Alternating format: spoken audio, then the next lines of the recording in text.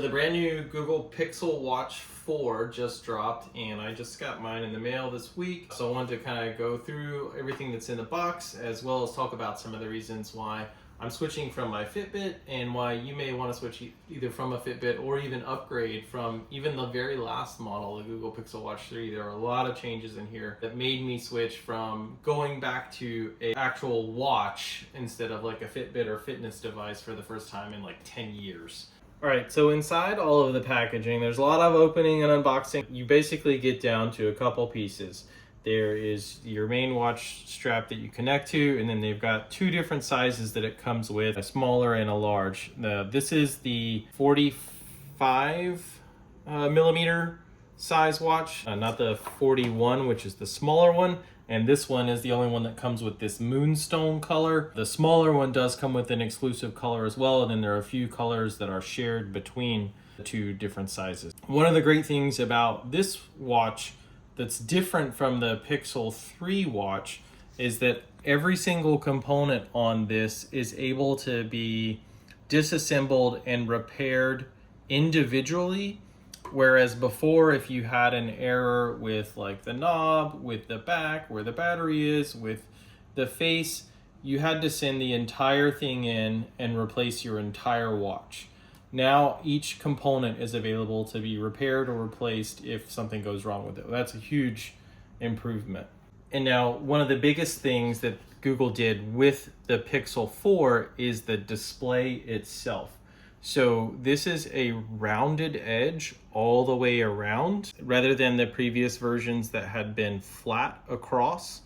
What that does is it makes it easier to see the display from the side when it's turned on. So if you just happen to be glancing, at the side, you can see it a lot easier what's on your display rather than having to look directly at the display itself.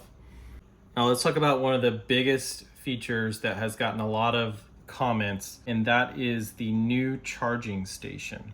The way that these Pixels used to charge was sitting flat like this on an old charger. Now the way they've done it is that when you want to drop it in there, it just magnetically clicks and it sits there, and you can see your display as well as any alarms that you may have or anything like that while it's charging.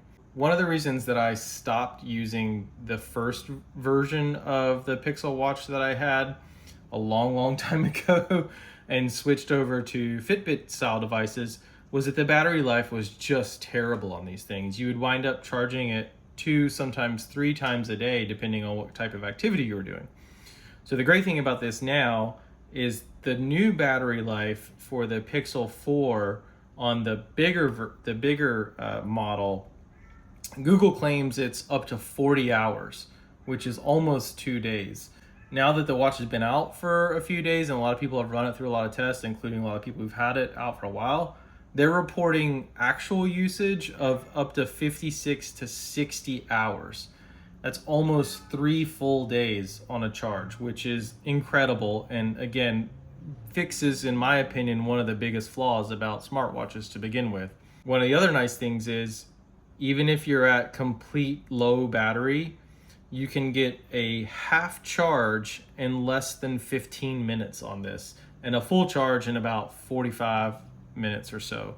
So even when you do get low, it doesn't take nearly as long. You don't have to charge all night long while you're sleeping and kind of remove the effect of using a smartwatch to track your sleeping and all that. So this is fantastic. I think they've done a great job. I really like the design where it just sits in there and you can easily just grab it right off and go. Everything about this solves one of my biggest complaints. Huge props to Google for that one. One of the last things I want to talk about is some of the what they call lifestyle features of the new watch.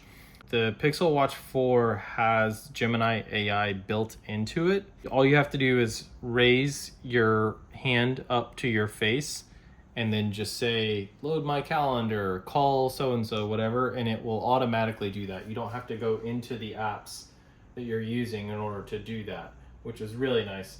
They've also built in emergency calling into the new phone, which previous versions didn't have.